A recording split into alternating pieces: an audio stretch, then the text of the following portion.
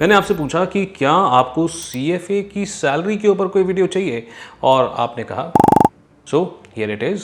हाय, मैं हूँ सीए गौरव सब्रवाल, ए team commerce academy Indore से।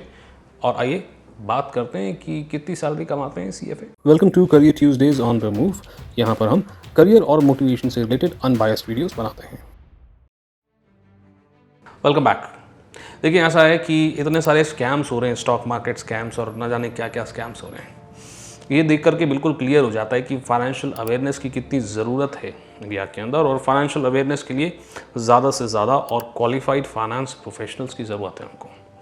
लेकिन सीएफए बहुत ही अच्छा कोर्स है, बट यहाँ पर ना जितनी भी वीडियोस वगैरह हम देखते हैं यूट्यूब के ऊपर, वहाँ पर काफ़ी लैक ऑफ क्लैरिटी है सैलरी और जॉब अपॉर्चुनिटीज़ को लेकर के। तो ये जो क्लैरिटी है यही लाने की मैं कोशिश कर रहा हूँ इस वीडियो के अंदर। चलें तो फटाफट से बिना किसी देरी की शुरुआत करते हैं अपने डिस्कशन की। Let's talk about the basis of my research. पहले मैं ये तो बताऊँ आपको कि मैंने कैसे रिसर्च करी है, मुझे कैसे इन चीज़ों के बारे में पता चलता रहता है। ठीक है, सबसे पहले तो मेरा लिंक्डइन के ऊपर जो कनेक्शंस हैं, जो नेटवर्क्स हैं, उनसे मैं बातचीत करता हूँ। देखिए, over a period of time मैंने कई सारे स्टूडेंट्स को सीएफए की स्कॉलरशिप लेने में मदद करी है, और इसकी वजह से मैं उनके साथ टच में रहता हूँ और उन्हीं लोगों से मैंने इंटरेक्ट किया है जब फाइनली उनकी जॉब्स लगी हैं, टू अंडरस्टैंड कि क्या लेवल पे क्या सैलरी उनकी लग रही है। नाउ, अगर आप चाहते हैं कि सीएफए के ऊपर मैं एक स्कॉलरशिप के लिए वीडियो बना दूँ तो कमेंट में लिख दें सीएफए स्कॉलरशिप वीडियो, मैं उसके ऊपर वीडियो की तैयारी जल्द से जल्द शुरू कर दूंगा। बट फिलहाल दूसरा जो मेरा बेस था वो ये था कि मैं, क्योंकि खुद इन्वेस्टमेंट बैंक से रहा हूँ, तो कई सारे इन्वेस्टमेंट बैंक्स के अंदर काम करने वाले फाइनेंस प्रोफेशनल्स जो अब काफ़ी हाई पोजीशंस पे हैं, जो अब फ्रेशर्स के इंटरव्यूज़ वगैरह भी लेते हैं, उनको मैं जानता हूँ, और वो इंडस्ट्री के अंदर करंट टाइम में क्या चल रहा है उसकी काफ़ी अच्छी नॉलेज रखते हैं, और वहाँ से भी मैं अपनी नॉलेज को अपडेट करता रहता हूँ। तो इस तरीके से मैंने रिसर्च किया और समझा कि भाई सीएफए को कितनी सैलरी मिलती है। तो अब करेंगे, सैलरी की बात भी करेंगे, बट सबसे पहले हम ये देखेंगे कि सीएफए को इंडिया के अंदर कौन सी कंपनीज एम्प्लॉय कर रही हैं। कुछ एग्जाम्पल बताऊँगा, ठीक है, पूरी लिस्ट तो बताना पॉसिबल नहीं है। अच्छा, साथ ही साथ में जॉब की अवेलेबिलिटी का स्टेटस इंडिया में क्या है सीएफए को लेकर के, उसके बारे में हम बात करते हैं। यहाँ पर कुछ ऐसी चीज़ें भी आपको बताऊंगा जो शायद आपको ना पता हो, ठीक है, and then we are going to talk about the salary. ठीक है जी, चलें तो लेट्स टॉक अबाउट कि कौन एम्प्लॉय करता है सीएफए को इंडिया के अंदर। तो यहाँ पर कुछ मल्टीनेशनल कंपनीज बहुत ऑब्वियस हैं, जैसे कि बिग 4 ऑडिट फर्म्स हो गए, है ना, पीडब्ल्यूसी, KPMG, Ernst and Young, Deloitte, right, ये लोग हैं। इनफैक्ट बिग 6 ऑडिट फर्म आप कह सकते हैं, जिसमें वीडियो भी आ जाता है। ठीक है, अब यहाँ पर इन्वेस्टमेंट बैंक्स भी आ जाते हैं। मैं खुद इन्वेस्टमेंट बैंक में काम कर चुका हूँ, नमूरा, वो सीएफए को हायर करते थे, Credit Suisse, JP Morgan chase. साथ ही साथ में आपको अगर नहीं पता है तो बता दूँ, इंडियन बैंक्स भी हायर करते हैं सीएफए को, जैसे एक्सिस बैंक हो गया, एचडीएफसी हो गया, आईसीआईसीआई बैंक हो गया, है ना, ये रेगुलरली हायर करते हैं सीएफएस को। इसके अलावा और जो इंटरनेशनल बैंक्स भी हैं, जैसे एचएसबीसी हो गया या स्टैंडर्ड चार्टर्ड हो गया, ये सब भी सीएफएस को इंडिया में हायर करते हैं। इसके अलावा जो भी मैनेजमेंट कंसल्टेंसीज हैं, जैसे कि McKinsey, they also hire CFA, because उनका भी सीएफए के बिना काम नहीं चलता है। ठीक है ना, कुछ मल्टीनेशनल कंपनी जो बहुत वेल नोन है, ज़्यादातर लोगों को पता होती हैं, जैसे कि अमेज़ॉन, जिससे आप प्रोडक्ट वगैरह ऑफर करते हो, अमेज़ॉन प्राइम देखते हो, ये लोग भी सीएफए को हायर करते हैं। एक्सेंचर है, जेनपैक्ट है, and list is endless. But फिर भी मैंने कई सारी कंपनीज़ के नाम आपको बता दिए हैं जिनका काफ़ी प्रेजेंस है और जो काफ़ी बल्क में सीएफए को हर साल हायर करते हैं।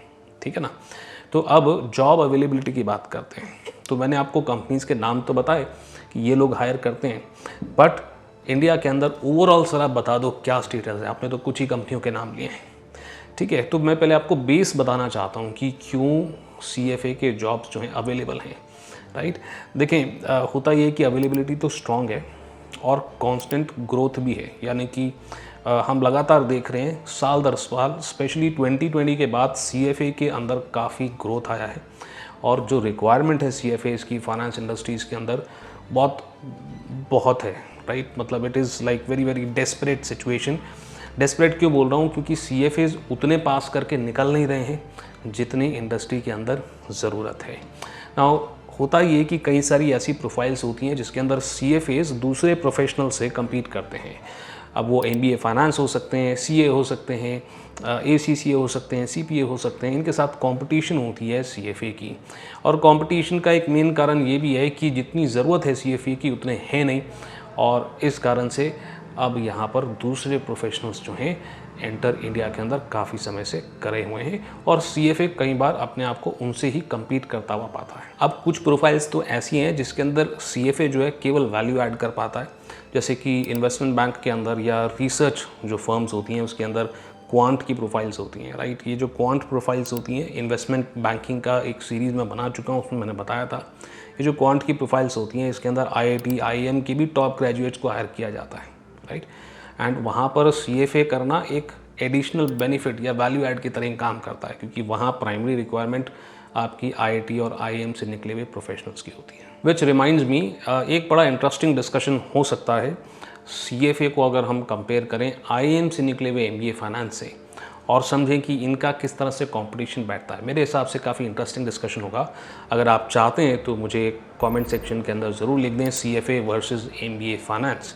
अब याद रखें इसके अंदर MBA फाइनेंस कौन सा होगा, टॉप स्कूल से जो IIM से जो निकले हुए MBA फाइनेंस होंगे उनसे कंपेयर करके देखेंगे कि CFA का क्या कंपैरिजन है। चलिए जी, फटाफट से अब आते हैं काम की बात पे। अरे सर, आप इतनी देर से पका रहे हो हमको सैलरी तो बताई नहीं, चलो सैलरी भी देखते हैं। बट इससे पहले कि हम आगे बढ़ें, इस तरह की इंसाइटफुल वीडियोज़ अगर आपको चाहिए तो प्लीज़ चैनल को सब्सक्राइब करें, वीडियो को लाइक करें, शेयर करें फटाफट, ताकि और लोगों तक भी ये वीडियो पहुँचे। ठीक है जी, आते हैं सैलरी पे। अच्छा, सैलरी के अंदर मैं शुरू करूंगा CFA लेवल 2 से, ठीक है। CFA लेवल की बात बाद में करते हैं, उसका एक कारण है, आपको बताता हूँ। पहले CFA लेवल 2 की और लेवल 3 की बात करते हैं। अगर आपने CFA लेवल 2 क्लियर कर रखा है, स्किल सेट वगैरह ठीक ठाक हैं, तो 6 लाख पर एनम के आसपास एक एवरेज सैलरी आप एक्सपेक्ट कर सकते हो। लेवल 3 हो तो 8 लाख पर एनम के आसपास की सैलरी एक्सपेक्ट कर सकते हो। अब कमेंट सेक्शन में मुझे ये ना बोलना शुरू कर देना, अरे नहीं नहीं सर, लेवल 2 के अंदर तो 9 लाख मिल जाती है, 10 लाख मिल जाती है वगैरह वगैरह।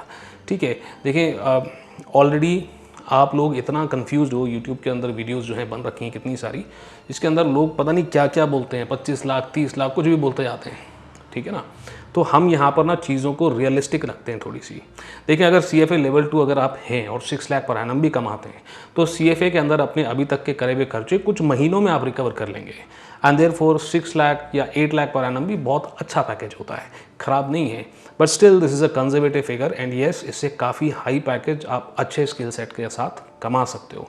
विच रिमाइंड्स मी, अगर CFA स्किल्स के ऊपर आपको एक वीडियो चाहिए कि सर आप बता दें कि क्या स्किल सेट चाहिए होता है, तो CFA स्किल्स फॉर जॉब्स ऐसा कमेंट के अंदर मुझे लिख दें, तो मैं उसके ऊपर भी काम करना फटाफट से शुरू करूँगा। चलिए जी, तो फटाफट बात करते हैं CFA चार्टर होल्डर्स की।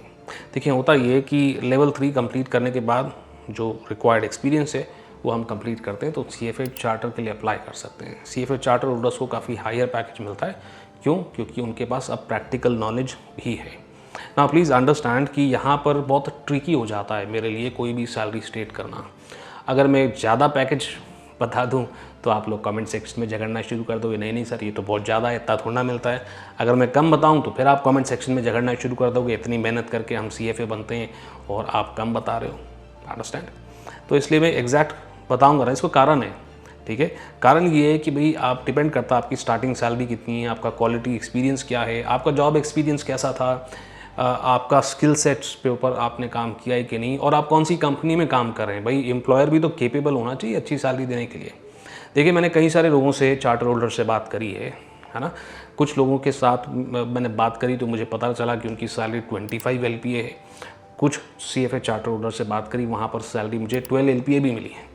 सो देयर इज़ दिस डिस्पैरिटी, और ये डिस्पैरिटी का कारण जो है स्किल सेट होता है, स्किल सेट की कमी होना, या फिर आप ऐसे एम्प्लॉयर के यहाँ काम कर रहे हो जहाँ पर आप लेवल 2 या लेवल 1 में आपने ज्वाइन कर लिया था, वहाँ पर आप काम करते गए बट वो एम्प्लॉयर जो है उसने आपकी सैलरी उस रेट से बढ़ाई नहीं, है ना। तो ऐसे कई सारे कारण हो सकते हैं जिससे कि CFA लेवल 3 होने के बावजूद आप जो है कम सैलरी पे स्टिक कर जाएं। तो आपको थोड़ा सा यहाँ पर कोई ना कोई मेंटर से काउंसलिंग लेनी चाहिए सो दैट आपके साथ ऐसा ना हो। अब यहाँ पर मैं एक बात और पॉइंट आउट करना चाहता हूँ। देखिए, CFA लेवल 3 की जो नॉलेज होती है ना, वो नॉलेज का इस्तेमाल करने के लिए जो जॉब्स होते हैं, जो जॉब प्रोफाइल्स होती हैं, वो इंडिया के अंदर या तो है नहीं या तो बहुत कम है। ऐसी जॉब प्रोफाइल्स के अंदर बहुत कम CFA जो हैं रीच कर पाते हैं, और जब वो रीच करते हैं तो वो अच्छी सैलरी कमाते हैं।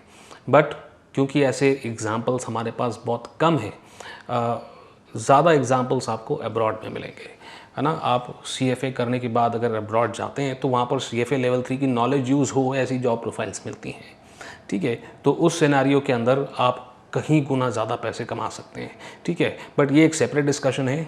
तो अगर आप चाहते हैं कि CFA जॉब्स अब्रॉड, हमारी एक सीरीज़ आ रही है जिसके अंदर जॉब्स अब्रॉड की हम बात करेंगे अलग अलग प्रोफेशनल कोर्सेज़ को लेकर के, तो प्लीज़ आप कमेंट सेक्शन के अंदर लिख दें CFA जॉब्स अब्रॉड, तो मैं उसके ऊपर भी वीडियो बनाना शुरू करूँगा। देखिए, जो भी हम यहाँ पर आपको मैं कह रहा हूँ, जो भी वीडियोस चाहिए, अगर आपको मल्टीपल टॉपिक्स पे वीडियो चाहिए तो आप मल्टीपल कमेंट्स करें, एक ही कमेंट के अंदर ना लिख दें सारी चीज़ें। चलिए जी, फाइनली हम बात करते हैं CFA लेवल 1 की। देखिए, CFA लेवल 1 के जॉब्स हैं।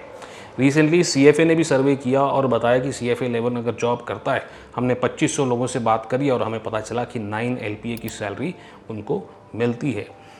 तो 2500 रिस्पोंडेंट्स में से कितने CFA लेवल 1 के थे, ये उन्होंने क्लियर नहीं किया, ठीक है। अच्छा, अब मैंने भी रिसर्च करी और मैंने CFA लेवल 1 से बात करी है और उनकी सैलरी पता करी है। मेरे हिसाब से ये एवरेज जो है ओवरस्टेट किया गया है, 9 LPA नहीं है।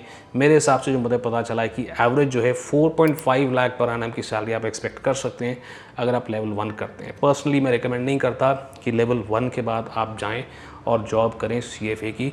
पर्सनली मेरा रिकमेंडेशन है कम से कम लेवल 2 क्लियर करो, है ना। अगर अपने स्किल सेट पे काम करते हो तो लेवल 2 के अंदर भी जो मैंने एवरेज सेट किया था 6 LPA का, आप उससे ज़्यादा ही कमाओगे। फाइनली मैं यही कहूँगा कि भाई जॉब्स अवेलेबल हैं इंडिया के अंदर, फाइनेंस प्रोफेशनल्स की ज़रूरत भी है, फाइनेंशियल अवेयरनेस भी चाहिए और यहाँ पर CFA एक बहुत बड़ा कंट्रीब्यूशन कर सकता है।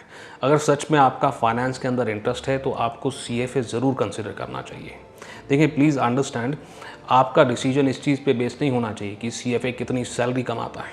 आपका डिसीजन इस चीज़ पे होना चाहिए कि CFA पढ़ के जो फाइनेंस की नॉलेज हमारे पास आएगी उससे हम कितने लोगों की भलाई कर सकते हैं, राइट, और क्या वो फील्ड हमारे इंटरेस्ट की है। अगर आप इस थॉट प्रोसेस के साथ CFA को परस्यू करेंगे तो ऑटोमेटिकली सैलरी आपकी तगड़ी होगी। और हाँ, स्किल्स के ऊपर काम करना है, इस बात को भी आप ध्यान में रखें, ठीक है। तो अभी के लिए जो ज्ञानबाजी मेरी थी वो हो गई ख़त्म। आपने अभी तक चैनल को सब्सक्राइब नहीं किया तो फटाफट से कर लें सब्सक्राइब, वीडियो को लाइक करना मत भूलिएगा। आई एम श्योर आपके कई सवाल और होंगे, कमेंट सेक्शन है उसके अंदर लिखना शुरू कर दें। अभी के लिए इतना ही। मैं यानी कि CA गौरव सब्रवाल आपसे मिलता हूँ अगले वीडियो में।